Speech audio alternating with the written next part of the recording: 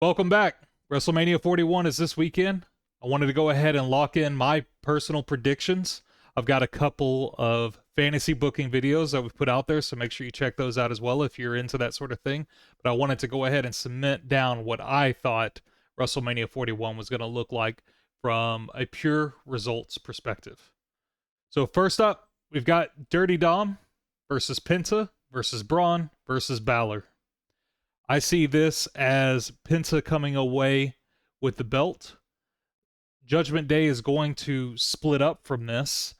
This is going to be a tremendous moment for Finn Balor to feel outcast from the Judgment Day split up. He's going to get into some kind of turmoil with Dirty Dom during the match, possibly with the other members of the Judgment Day as well. And he's going to feel like he's finally crossed the threshold of being outed and unable to take it anymore. And I think we're going to see this be the first true step towards him bringing back the demon. This is also an opportunity. They've been hinting for a while now about bringing out another member.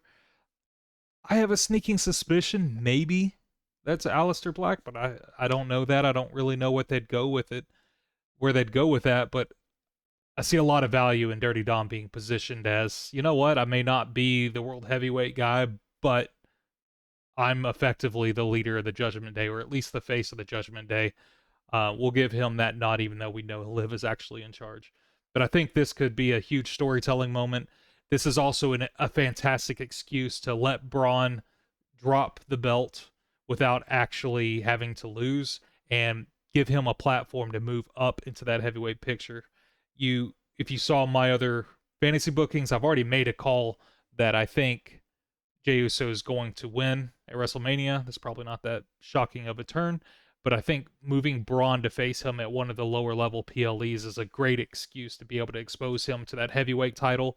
Jey is the one guy that beat him for the belt already, and it's another opportunity to kind of elevate both of them in one go, while simultaneously also offering Penta the belt and putting Finn Balor on a path where he gets to go rage against the Judgment Day or potentially put that anger and bring the demon towards Penta, which I think everybody would be really excited to see, the demon versus Penta. So that's my call. Penta wins it. He's the new IC champ. I do think we're possibly going to see that new member of the Judgment Day show up. I think this is the outing or the final breakup way for the Judgment Day, and Finn Balor's on the outs. And it's going to become the Liv and Dom show going forward. Next up, we got Tiffany and Charlotte. I am on Tiffy time. This has been an absolute train wreck in the best way possible. We were all just underwhelmed by what they did with Tiffy after she cashed it in. Nia came back, kind of threw a little tantrum, and then disappeared and said, well, I guess I'm done competing for that title, and is exiting stage left. Charlotte has imposed her will on Tiffy throughout the promotions. From sitting over her over a chair, talking over her during the interview, completely dominating her on the split screen interview, and obviously the most recent fallout with them being in the ring together and 0-3 coming into play. I think WWE already has a lot of value in building Tiffy up to be the next star. It's clear Tiffany is week to week struggling with, sometimes she comes out there with no fire and no passion, and she almost looks like she doesn't feel she belongs there. And then you'll see her snap into character in the same segment sometimes of, no, this is my attitude. This is where I belong. I think the biggest mistake that WWE can make right now is trying to turn Tiffy purely into the good guy. The best bad guys or the best good guys are the bad guys that you couldn't help but love. Tiffy is a bad guy. Let Tiffy be bad. Let her do bad things. I have been begging for them to show a clip and kind of recreating a Nancy Kerrigan, Tanya Harding concept. I just want to see Tiffany take a pike to Charlotte's bad knee and just walk away and not apologize for it one bit. As long as they let Tiffy still be a heel, I think she's a no-brainer and she'll be successful. She only started really truly struggling on the microphone once they try to turn her baby. I don't think she understands how to do that yet. And I think she can get there, but why force it? Everybody hates Charlotte. Tiffy didn't get fell in love with because she was good. Everybody was in on the bit with Tiffy time, and her being selfish. Let her be that. I do think we're obviously seeing some work packages coming through with how far this has gone. Obviously, the parking lot stuff, and what we saw on Raw. The best part about what we saw recently on Raw was, or maybe it was SmackDown, excuse me. But the best part we saw was Charlotte was just in normal clothes. Looks like she might have been coming home from a day of work or getting ready to go to the gym, but that was amazing. We got to see them look authentic, and it was believable again. So I think this is going to be an absolutely amazing match. If you haven't seen the Charlotte Flair Nia Jax slap fest that happened a while back, definitely go and take a look at that. I don't think we're going to see a full-blown shoot happen. However, I do think we're going to see them mimic a shoot happening. And I am so ready for it. I'm so ready to see how this can evolve. I want to see Tiffy pull out every dirty trick she feels like she has to, and I want to see it happen. If I was going to call out a fantasy finish for this, I would love to see Charlotte try to do a moonsault with Tiffany standing, and just as Tiffany's supposed to be catching her and falling on her back, I want her to pivot, rotate, and effectively slam her down in the middle of the ring using her own momentum from the moonsault. I then want to see Tiffy climb up and do the prettiest moonsault ever. 1, 2, 3. That's the finish. I do think it's good if we go ahead and leave this where it is and move on to a new story element. I don't know how excited I am about seeing more of what we've seen for the first couple of months of this year. So time to move on. Tiffy retains it. Charlotte can go find somebody else to pick on. Next up, we got War Raiders versus New Day. This one's pretty obvious, I think. New Day has turned heel at the end of last year. They haven't really done jack squat with it. They haven't really been given a lot to work with. I think it's pretty obvious they have to put the belts on New Day. So I'm going to go ahead and call it for the New Day and move on. Naomi versus Jade. This is going to be one of my highlights of the weekend. I am in love with what they've been doing. I was never a big supporter of Naomi. I've never understood why she was even in WWE. I didn't understand why the fans were liking her so much. I thought her moves were clumsy. I thought she was a part of the problem of things not looking fluid. She 180'd me. When she started pulling into this villainous character. Now, some bits are a bit campy and they're a little over the top, but she is drawing on something that is working. The idea of, I did this. I did it because of you, and you're turning your back on me, and screw you. You're not going to take my life away. I am so in love with the story. I feel like she has convinced me that she's justified. I feel like the best villains are the ones that make sense, and I can sit back and go, oh yeah, I understand what they're thinking. I would think the same way. I am so enamored right now with what they're doing. It's too easy for them to let Jade walk in and just stomp a mud hole in her. That's definitely going to happen, but I don't think that's going to be the finish. I predict Naomi is going to win this match, and I want to take it a step further, and I actually want to back up. Back when we first saw Jade fall through and land on the car and go off TV for a couple of months, my initial feelings at the moment that you saw Naomi kind of pair up with Bianca, it was pretty obvious they were hinting that she did it. But my initial feeling was Naomi's not the story. Naomi is a piece of the story. And at the time, I felt like I had saw some hintings of Bayley at the same time, because Naomi and Bayley were pairing up a lot at that particular moment. And it was very obvious that Naomi was the culprit here, or most likely the culprit here. But I never got the sense she did it alone. So in my mind, I defaulted to, well, I actually think Bailey may have done it or participated in it or at least condoned it to some extent. Obviously, we saw Elimination Chamber play out, and they didn't paint it as though Jay didn't understand who had done what had happened to her. They very much painted it as I knew who did this to me and went straight for her. So, unfortunately, as much as I would have loved to have been right from the start, and I thought Bailey was there, I don't think Bailey's involved. However, I did want to say it out loud just in case it did pan out that way, but I don't think that's the case. However, I do now believe we're going to see Bianca make a choice. We've been looking for an excuse ever since Bianca and Jade got together and they were running through everybody, and it's like, oh, it's this unstoppable force, and we had to find all these excuses to make it interesting. We're looking for a reason to split them up. It's clear you have two of the most physically gifted women in all of wrestling, and you attach them to each other, and that doesn't make sense. It does them both a disservice. I get that they're trying to mold and they're trying to work with Jade and they're trying to build her up, but you can't do that forever. You can't waste a talent like Bianca. You can't waste a talent like Jade. So I think where they're trying to take us is Bianca is ultimately going to make a decision.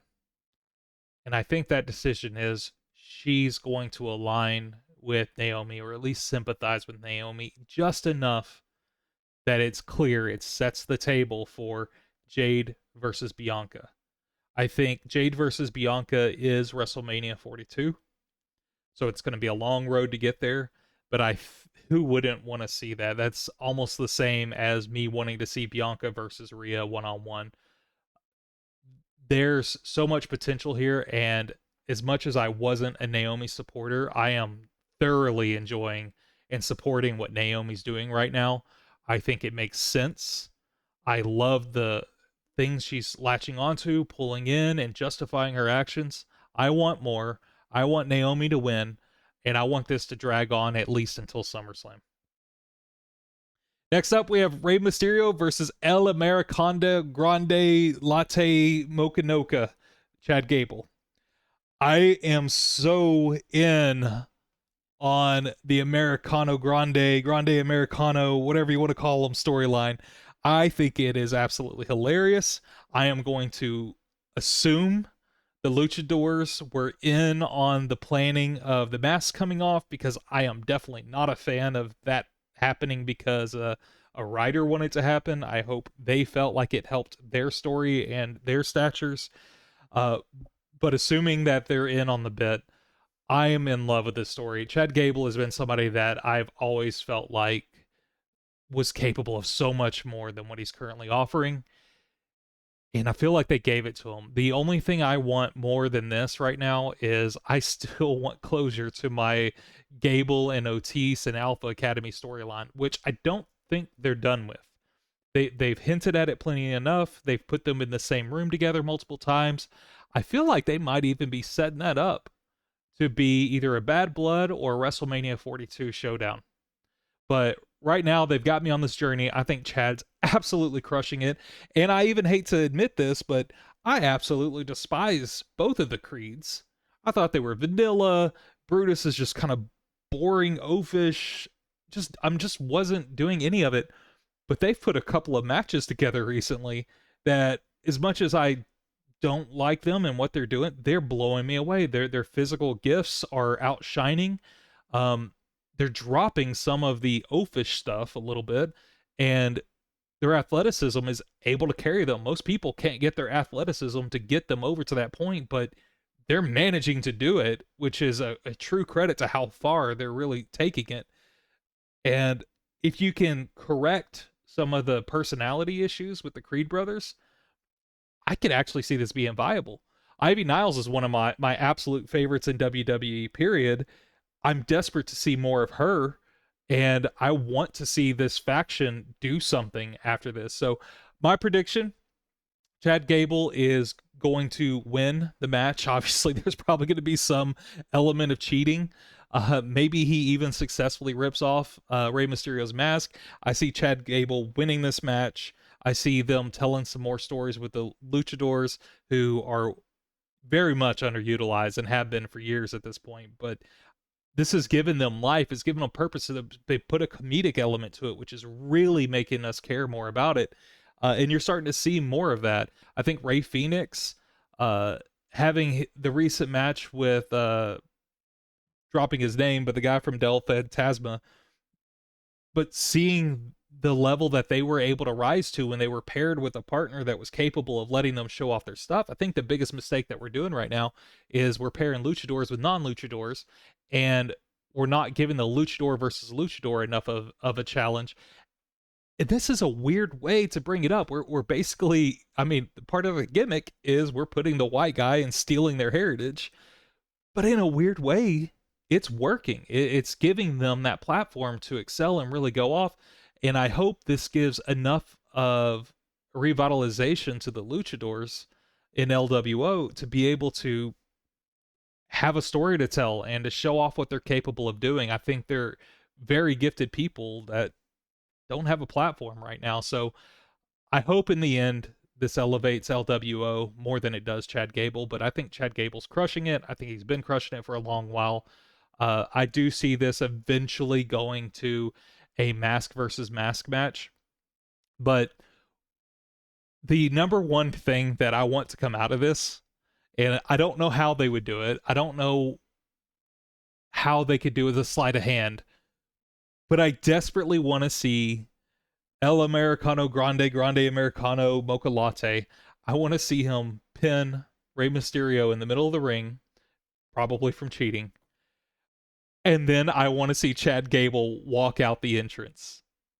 I don't know how you get away with doing that, but I want to see Chad Gable walk out down the ramp, celebrate with the Creed brothers, celebrate with Grande Americano.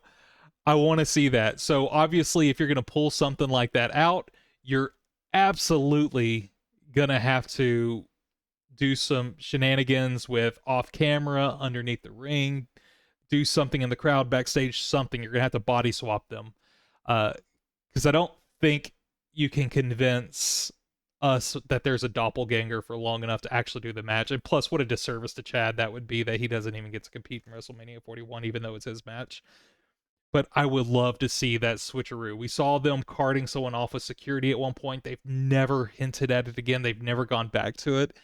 And what an absolute cherry on top it would be if they body swapped and Chad Gable walked out from down the ramp. I would go absolutely nuts if that were to happen. So that's what I hope they pull off. I have no idea how they get there, but if they can make that happen, I will absolutely lose my mind. So looking forward to that. But yeah, Chad Gable's going to beat Rey Mysterio. Sorry for the guys that just want a feel good story with Rey Mysterio winning. He'll get his moment down the line. I'm sure there will be a mask match coming up in the future. Next up, we got Damian Priest, the bisexual Undertaker, going up against Drew McIntyre. Drew McIntyre is one of the absolute top talents in all of wrestling. He is magic on the microphone. He does an absolute art form of blending reality with some off-TV shoot work, with actual work on TV. It's been an absolute disservice that he's not the top guy and hasn't been the top guy for a while now. He's really overhauled his entire approach and his character work. He deserves to be one of the top names. It's really clear right now they're focused so much on the Rock storyline that there's just not really a good place for Drew. But in my fantasy booking video that we put out earlier, I think there's a path where Drew could somehow end up teaming up with the baby faces, with CM Punk, with Roman Reigns, with Cody Rhodes. I can see a world where Drew McIntyre is teammates with CM Punk going up against the Rock faction, and Seth Rollins, and maybe Jacob Fatu. So check out my other fantasy booking video about the triple threat match at WrestleMania. But I would lose my mind if they put him on that trajectory. Unfortunately, this just isn't a satisfying match. So it's going to be a street fight now. Damian Priest just did a version of a street fight with Finn Balor, and I gotta say they did a great job. They did a couple of we're gonna fool the crowd, we're gonna fool the viewers. There was an ambulance or paramedics involved, there was a gurney involved, and they crushed the opportunity to be able to tell those stories, and they nailed it. So I'm gonna hold out for some hope that this can be an epic affair. However, I just don't see it. I do think this is a good opportunity for Damian to be able to show he can hang with the Drew. Drew's already at the top. Drew has a lot more to lose than to win in this match, I think. So I just hope it's a good match and they can start positioning Drew to actually be a part of the bigger picture. I know they need somebody to help elevate Damian, but I feel like Drew's been on too much of a rise for too long, and if they don't capture it, it's just gonna be for naught. It's gonna fizzle out. It's gonna leave him frustrated, and we might potentially see him go to another promotion. So yeah, I think Drew's gonna win this match. I think he has to. I think he can still elevate Damian, but you can't risk knocking Drew down right now. I feel like he has to be there.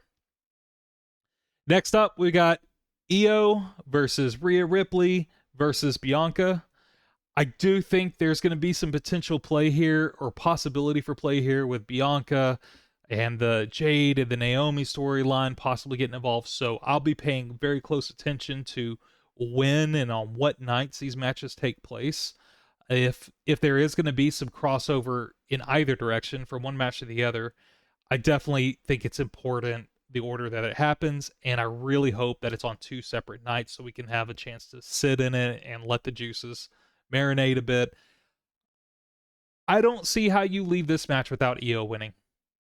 Obviously, there's been a lot of hate online about the fact that this isn't just Rhea and Bianca, and what are they doing? Io doesn't belong there. Kevin Nash said quite a few things about that. He just doesn't believe she belongs there. Well, we're here. And it's always important that we have to tell a story. We have to elevate people. It's all about you have to have a dragon to slay. You don't get dragons to slay if you don't help nurture and build up a dragon. So in this case, I think that dragon is Io. It would be so damning to Io's career to lose this match. I don't think she holds on to the title for very long, but I do think she has to win this match. I don't know how you get there with Rhea and Bianca. Obviously, there's probably going to be some play where they spend a lot of time taking each other out, focusing on each other, and then Io setting up for bigger spots. But I think you have to walk out with Io winning. I do think you're going to get your wish of Rhea versus Bianca somewhere along the way to qualify for a SummerSlam match to then get the title back on track. I don't even know that you have to hold the belt on Io all the way until SummerSlam for this to pay off, but I do think Io has to walk out of WrestleMania as the champion. Bianca's likely going to get tied up in the Naomi and Jade feud. If you believe the predictions that I have for that, then she's got somewhere to go. But they can't just have Rhea just dominating everyone all the time. They've got to get her into some turmoil somewhere. So stripping the belt off of her and making her kind of claw her way back through. Her clawing her way back through has been the most entertaining part of this entire story. Her signing the contract and pretending it's a legal document was just fun. It was just lighthearted fun. So by giving her that tool to work with, I think it's actually built this up to be a more entertaining match. I think Io and Rhea proved they could work well together. And frankly, Rhea struggled more during her match with Io than Io did. Rhea struggled to make Io look as good as she could, struggled with some timings on some moves, struggled with momentum on some moves.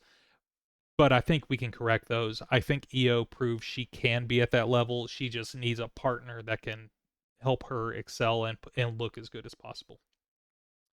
Next up, we got LA Knight versus Jacob Fatu. Yeah. I think LA Knight has to win. I know Jacob is being painted as this unstoppable force, but I can't see them taking LA Knight down a notch again. They did that with Shinsuke Nakamura, who was coming to the end of his contract.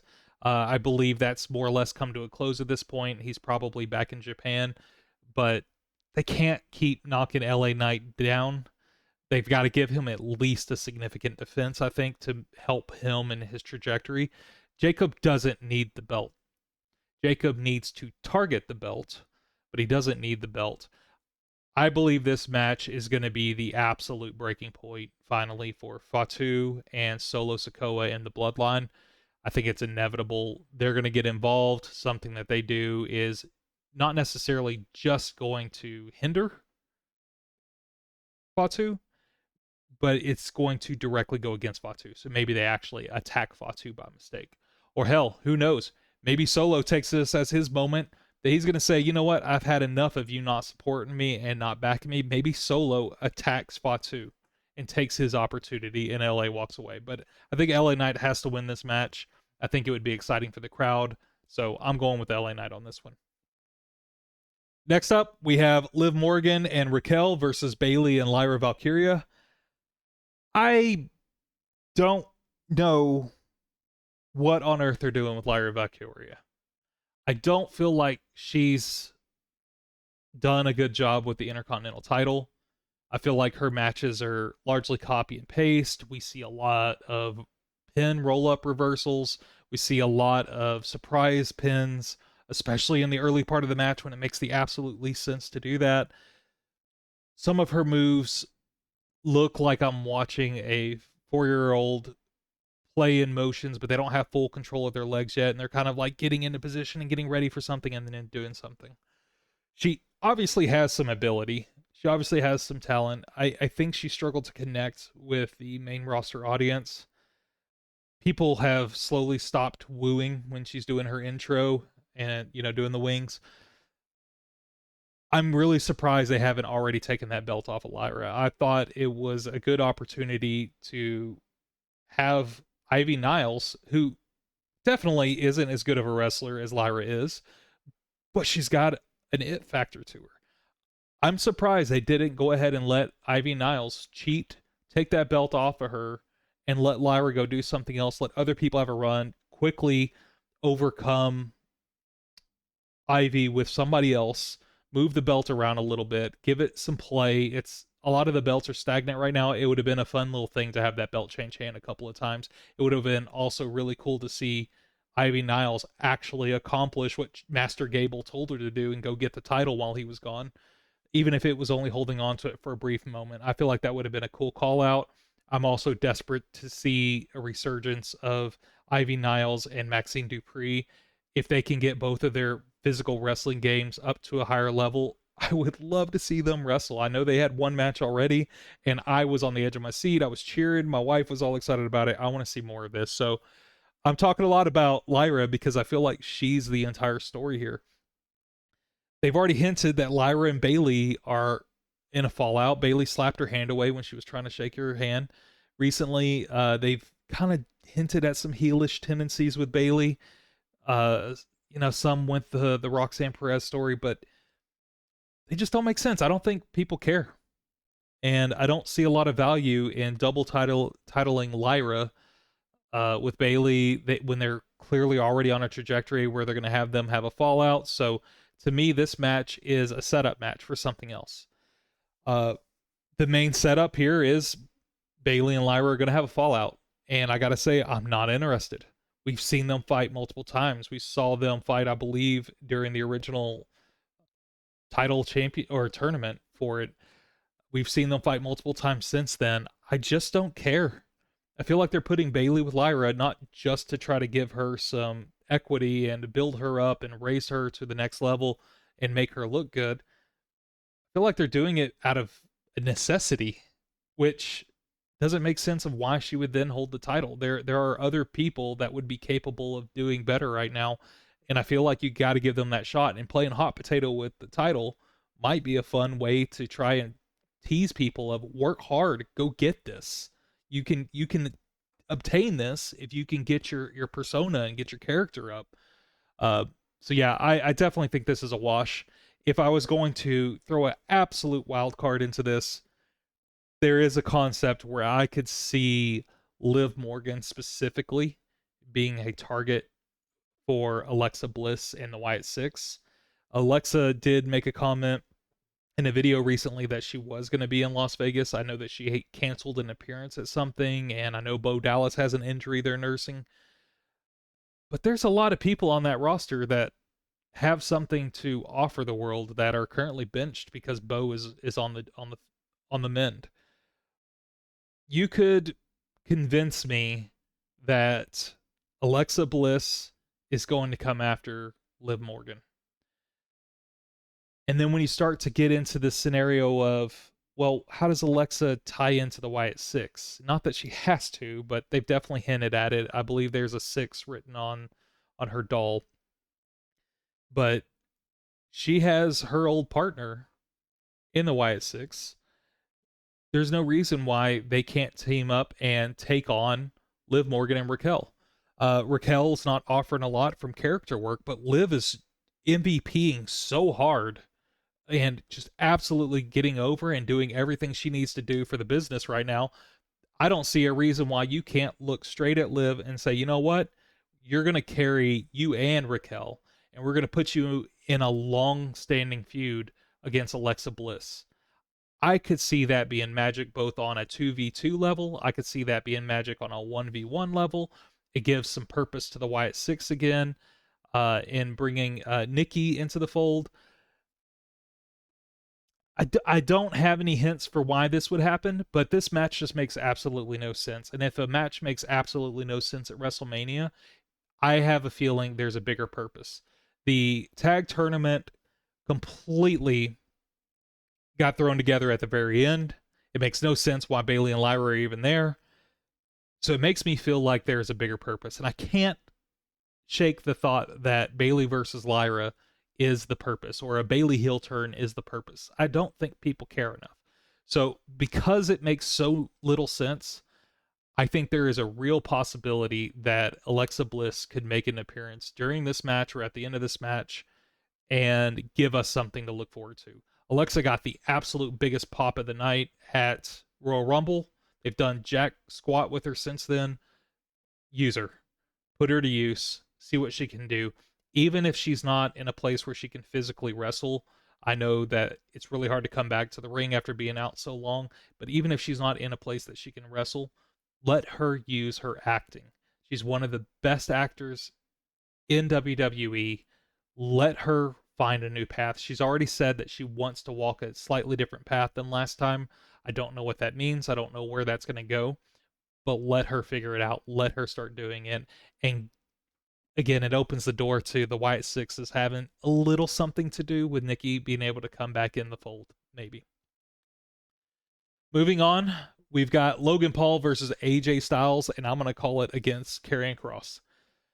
Logan Paul is obviously set up to win in this match. AJ's just there to prop him up and make him look good. I think this is going to be a real spectacle to watch, assuming Logan doesn't break his neck in the process. I hate the guy, but he's right. He's good. He may only be good for one every 3 months of a performance, but that performance is good. It's worthy of being on that stage. It's hard to fault him for that. He puts butts in seats. He gets views. It is what it is. But I think the real story here is actually Karrion Kross. Karrion Kross is someone else that I may not put him at the Drew McIntyre level, but I think he's capable of getting into that conversation. Karrion Kross is another talent that I feel like has been woefully misutilized. I know he got stuck in the Final Testament for a while, and that didn't really work out. The AOP was kind of but this is Karrion's story, I think. They're going to give Logan his big highlight moments at WrestleMania. AJ will get a couple of cool things in there to show for, but the real come away from this is Karrion Kross and AJ Styles are likely going to work a program. I see Karrion absolutely helping Logan win this match. So that's my call. Logan's going to win. Karrion Kross is going to go on to have a feud with AJ Styles. Keep an eye on Karrion Kross. He's so gifted in the ring, and he understands the business, and he's good on the mic. If you give him the right setting to be successful, I think he could absolutely skyrocket. I'd also like to call out that I didn't know this. It was pointed out to me, and I had to go back and look at some references. But Karrion Kross adapts his appearance to whoever he's pursuing or talking to. So recently when AJ Styles came back and you saw Karrion buddying up with him, Karrion had like flat ironed, straightened out his hair to look exactly like or as close as he could to AJ Styles. And I just think that that's just phenomenal. I think it's wonderful. The manipulation, the mind games that go into that, and then kind of looking back and seeing how he changed his appearance for other fights. It's just wonderful. So Logan's going to win. I'm mostly excited about what Karrion Kross does during this match, and I'm excited for where that's going to go. Next up, we've got Jey Uso versus Gunther. I've already done a fantasy booking scenario where I absolutely want to see Jey win in a very specific way. I implore you, go check out that video. I think he has the ability to provide one of the most unique finishes that only he can provide and no one else can hold the candle to. And I want to see it happen. It's probably not, because my idea is really far out there. It's a big stretch. They probably have something else in mind that they're going to go to. But nonetheless, I think Jey Uso is going to have to win this. Otherwise, you just sink his ship. I think Jey Uso winning this and then going on to fight Braun Breaker during some of the lower level PLEs is a really good story to tell. I think Jey Uso has a bigger arc ahead of him that's going to eventually see him take over the tribal family. He's going to be the tribal chief at some point down the line. That may be a 2027 item, but I do think that they're putting him on that trajectory where that's a very real possibility. I'll probably be putting out a video about that soon to talk about how I think we're going to get there. But I do think Jey wins. I don't think that that's going to make Gunther look bad. Gunther's going to have the ability to come back and do a rematch series, but Jey's going to win. I hope they separate from Gunther for a while. I'd like to see Jey beat some other legitimate people in the smaller PLEs and see what he can do with it. But Jey wins. Seth Rollins versus CM Punk versus Roman Reigns. And I'm going to add in there Paul Heyman in the favor. I also did another fantasy booking video on this. I think Seth wins. I think Paul Heyman is going to help Seth Rollins win. Paul Heyman is going to betray both Roman Reigns and CM Punk. I think Seth Rollins and Paul Heyman are going to join The Rock.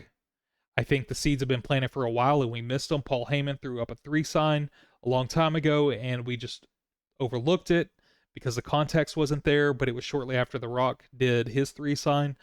I think Seth Rollins was if you recall, Elimination Chamber, he was the one that curb stomped CM Punk after he was already eliminated.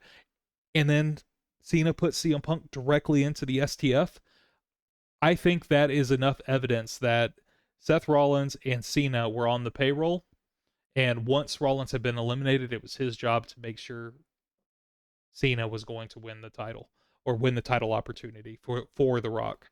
So that's my most exciting match. I originally didn't care at all for this match until I started connecting some of those dots. And thankfully, everything they've been doing with Paul in the recent weeks has played itself closer and closer into that mindset. I'll specifically point out that when when Seth Rollins was pushing Paul Heyman, he never actually did anything too severe to him. So in my mind, that could have been a trap just to get CM Punk to run out there, just so Seth Rollins could have a throwdown, have a fight, plant some doubt. So I think they're working together. Whether they want to work together or not, it could be a hostile working relationship, but I do think they're both on The Rock's payroll. I think we're going to see that play out, and if that does, I'm really excited for where that's going to go into night 2. But because of this match, I think we're going to see Paul Heyman take the Ulafala off of Roman Reigns and put it on The Rock at the end of night 1, and we'll see where night 2 is going to go from there. And finally, we've got Cody Rhodes versus John Cena. I think it's pretty obvious Cena's going to have to win this match. He doesn't have a lot of matches left in the tank. There's not a lot of big major pay-per-views to put him onto or PLEs to put him onto. I think it's pretty obvious Cena's going to have to win this match. I don't think they're going to let John retire as a heel, so they need enough of a runway between now and the end of the year to be able to give him a reason to eventually turn back. Cena has to win. I don't yet know how he's going to win, but I think everyone knows at face value the way that the match work has happened the last several years. Cena doesn't have a prayer of beating Cody Rhodes in a straight up fight. So obviously there's going to be shenanigans. We know for a fact that Stone Cold Steve Austin is in town. Stone Cold should have been there last year to put a stunner on Rock instead of The Undertaker, but hey, it happened how it happened. I think there is a definite play for Stone Cold to be involved in this match. I'm not quite sure how, but I think ultimately it's going to come down to Seth Rollins and the turn and the reveal that happened on night one paying off in night two. Seth Rollins is going to make it so that Cody Rhodes loses to John Cena, and we will end WrestleMania with The Rock wearing the Ulafala as a tribal chief, with Paul Heyman, with John Cena, and Seth Rollins being on stage, and the three would have finally revealed itself. So that's it. I'm on the record now. I'm locked in. I would love to know where you think I went wrong, what your personal opinions of the fights are going to be. I know either way, I'm really excited about this year's particular WrestleMania. So I hope you have a good one. I hope you enjoy it. Knock yourself out. Have fun.